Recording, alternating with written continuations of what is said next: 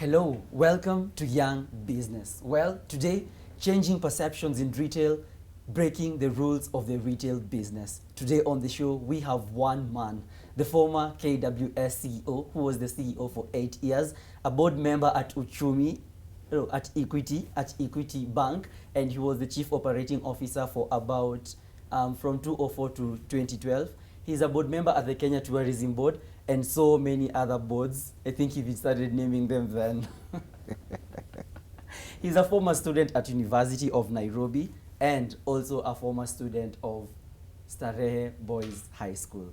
Welcome to the show, Mr. Julius Kipng. Thank you very much. Yes. I was watching a previous talk that you gave at Strathmore University. Yes. And you were talking about something, the African strategy. Yes. Would you like to tell us about the African strategy? Africa is in a very nice corner. For the first time, Africa has something to contribute positively to the world in a way that has not been projected before. Africa is a young continent. The average age in Africa now is around 18 years. In the developed world, countries like Japan, Germany, the average age is 48. So we are a young continent. This young continent is complemented by interesting things happening in the world today, which is access to mobile technology with incredible bandwidth. Now, those three things meeting creates incredible leverage for Africa to the world. A young population, access to computer and mobile technology with incredible bandwidth at home through Wi-Fi and such similar systems. So the power of these young people will be unleashed in a way it has never been done in any continent before. And Africa is just at that point, okay? And countries like in Europe or America cannot respond because they have older populations, they have fixed ways of doing things, fixed ways of thinking. Africa is at a very good point. Now, other things also come into play. Africa is a large continent, 30 million square kilometers, and that is 3 times the size of the United States, okay? And also 3 times the size of China. So in terms of land area, we have incredible. And then, of course, the minerals, the natural resources here are incredible. You know, Africa has 60% of the remaining arable land in the world.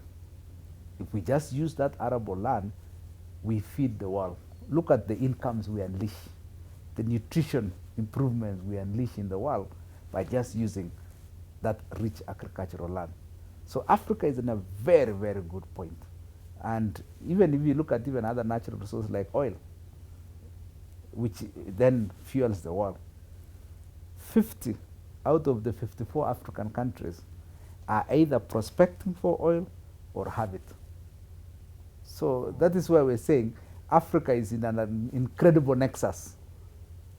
And if we don't take advantage of it, as Africans, other people will. But to me, the promise is on the young people of Africa. It is your time. It is the best time to be alive as an African. And the first part you mentioned about technology and mobile and Yes. young people, but then the phones that we are using, the internet that is provided, most of it is by foreign companies that are outside Africa. Does that undermine the African strategy? No, it doesn't. You know, the technology can be made somewhere else. I mean, if you look at virtually all mobile phones are manufactured in China, but they are designed in America, they are designed in Europe. So the technology control is being done somewhere else. We as Africans, we need to be very good adopters of technology. Doesn't matter where the technology is, okay, we can modify. A very good example is M-Pesa. M-Pesa is a Kenyan creation. They've never been done anywhere else in the world. And look at the success it has unleashed. All we just need to do is to unleash the same technology into the rest of Africa, but we modify it to suit those different markets. I know Vodafone went with it to South Africa. It failed, but that was the wrong market. This thing works. M-Pesa type of transactions work where there is huge inequality in income and people are generous. South Africa doesn't fit that criteria, but Kenya does. Kenyans are very generous. They are classified as some of the most generous people in the world, and there's huge income inequality. So if there's inequality and people are generous, then they share. What a better platform to share than using M-Pesa? So that's how these things work. So you must modify technology to suit your circumstances, and in any case, you can use the young people to develop apps, okay, apps that can work for us. Uber, for example, there was no need for Uber to come here. Kenyans can actually develop the same app, okay, using the same mobile technology platforms that we have.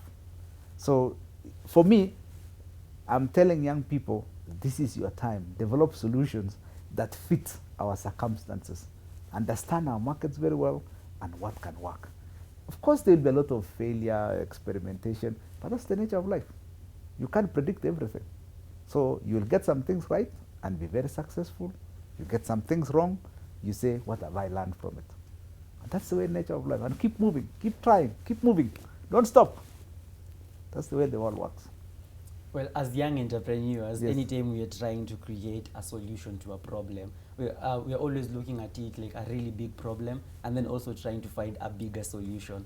And looking at your portfolio, you went to KWS and you are credited to having turned around KWS. What would you say are like the most important elements of leadership and leading a business or an organization?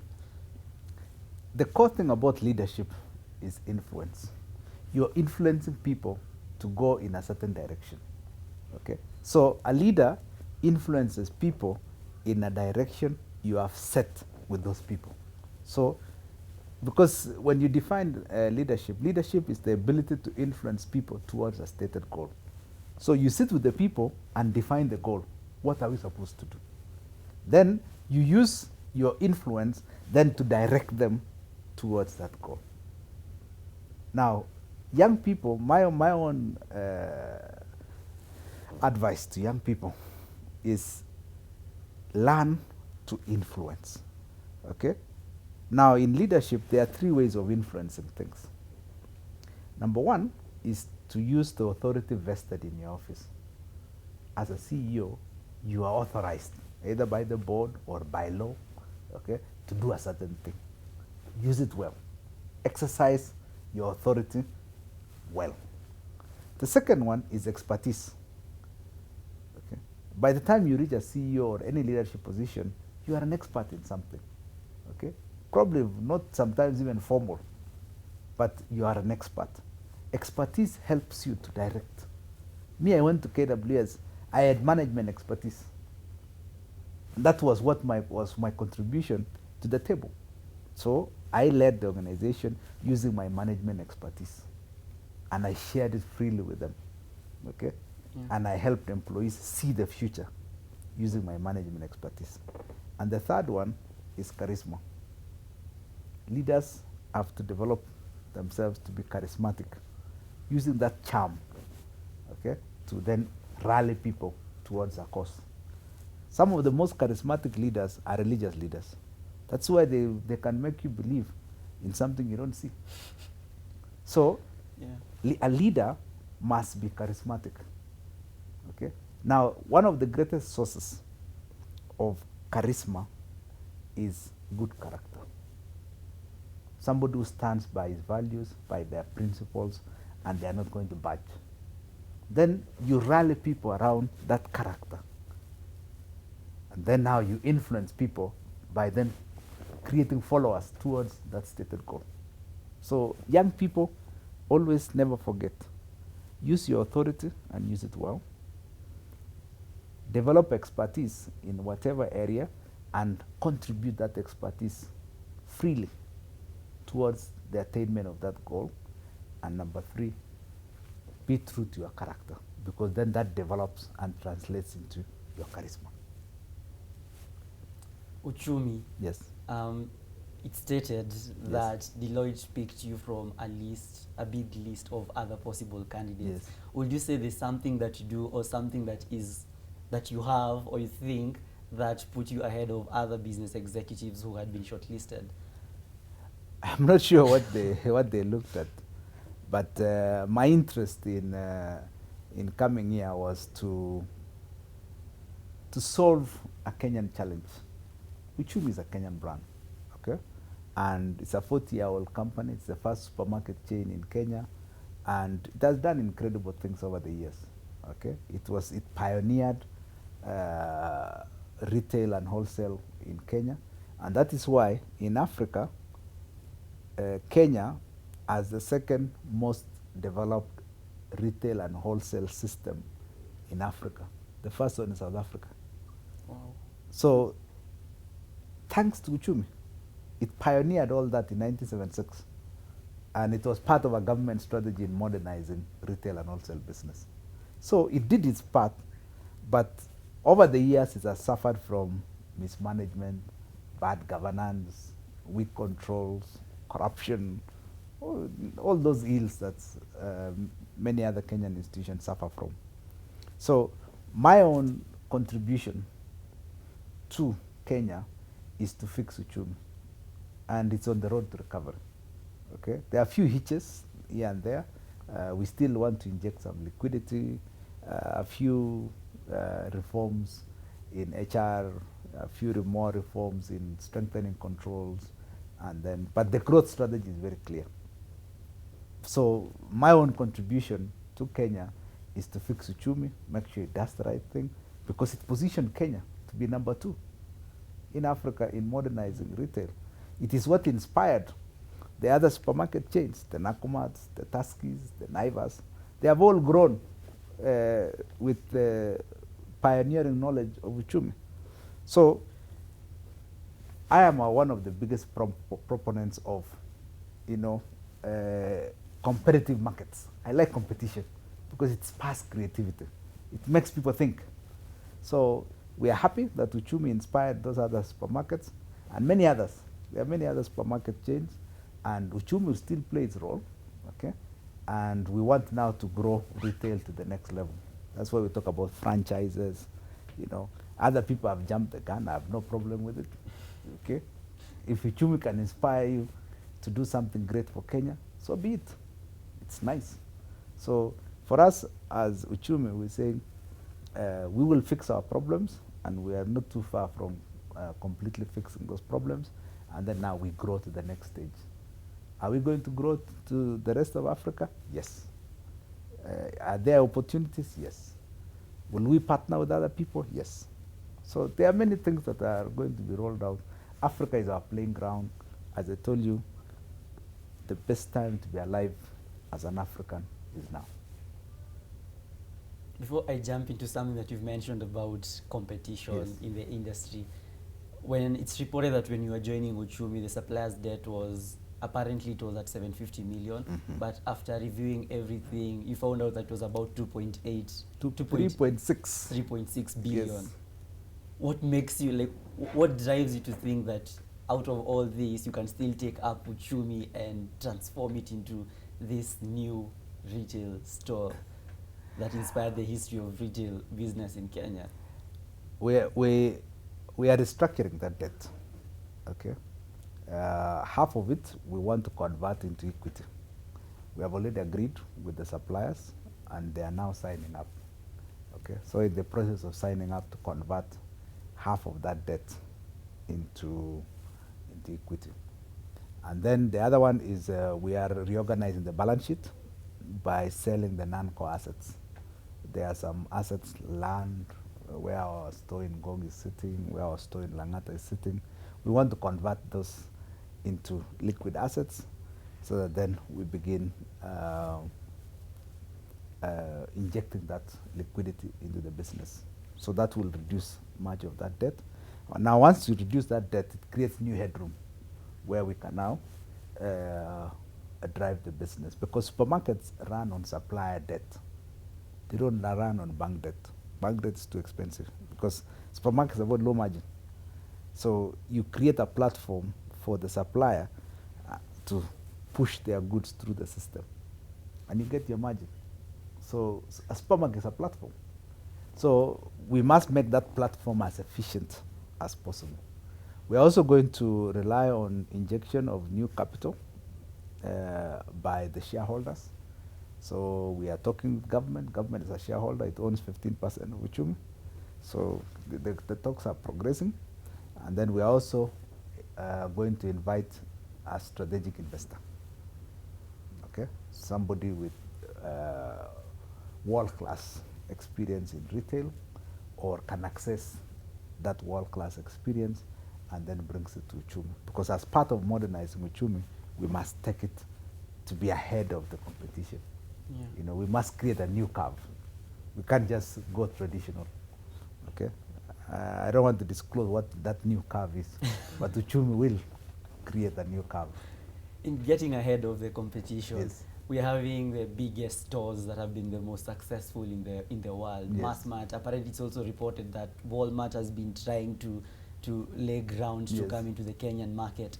Does that pose a challenge to Uchumi, and does it cause, I don't want to say fear, but As I said, competition is good. Let's not kid ourselves that you can insulate yourself from the rest of the world. We're in a global world, so let competition come. What Uchumi has is local knowledge. You can't discount that local knowledge. Okay, there have been supermarket chains which have come to Kenya and are struggling because of lack of local knowledge. Okay, understanding the market structure for Kenya. If you don't understand the market structure of Kenya, you will fail. So, and then also understanding some nuances about Kenya's markets, consumer behavior, you know, what makes them tick. You know, in other industries, competition has struggled. Look at the alcohol industry. EABL has been largely successful because they understood Kenya's market pretty well. So Diageo plugged onto Kenya breweries as a result of that. Okay, so my own recommendation to any foreign supermarket chain that is coming to Kenya is understand the local market and hook onto existing players who understand it pretty well. Okay, don't just assume that you can come with a foreign name and just plug in and then assume that Kenyans will just say hallelujah. Okay, so it's a very important, a very sensitive thing, and so that is why things like M-Pesa can be successful here in Kenya and not successful elsewhere. It's because Safaricom understands Kenya pretty well, very, very well. So, and what can young entrepreneurs learn about dealing with competition? Now, one of the things that I would like young people, there's a course we did in MBA, and it is called Managing Across Cultures. I would recommend for any young person thinking of Africa to understand these cultures. West Africa is different from East Africa. Northern Africa is different from Southern Africa. These differences, if you understand them and adjust the company, then you will be very successful. Those differences may not be in substance. It is typically in form. You know, the form those differences take are just probably language. You see, if you go to say Congo, advertise in Lingala. It doesn't change the character of the advert, but just language appeals to people. You know, Rwanda, for example, people like speaking in Kinyarwanda. Engage them in Kinyarwanda with your product. Okay, so these nuances, it's very, very important. So South African companies are struggling in Kenya because of just not understanding those basic things on form. You know, use local advertising. Sometimes when you see an advert on TV, you can almost tell it was crafted in South Africa, and that puts off Kenyans. Just simple things like those. If you understand it, you will be successful. So my own recommendation to young Kenyans is always understand the cultures on the ground. And then the second thing is understand the market structure, especially the economic part, income levels for each, and then how to engage them culturally. You will be very, very successful. And just modify your company.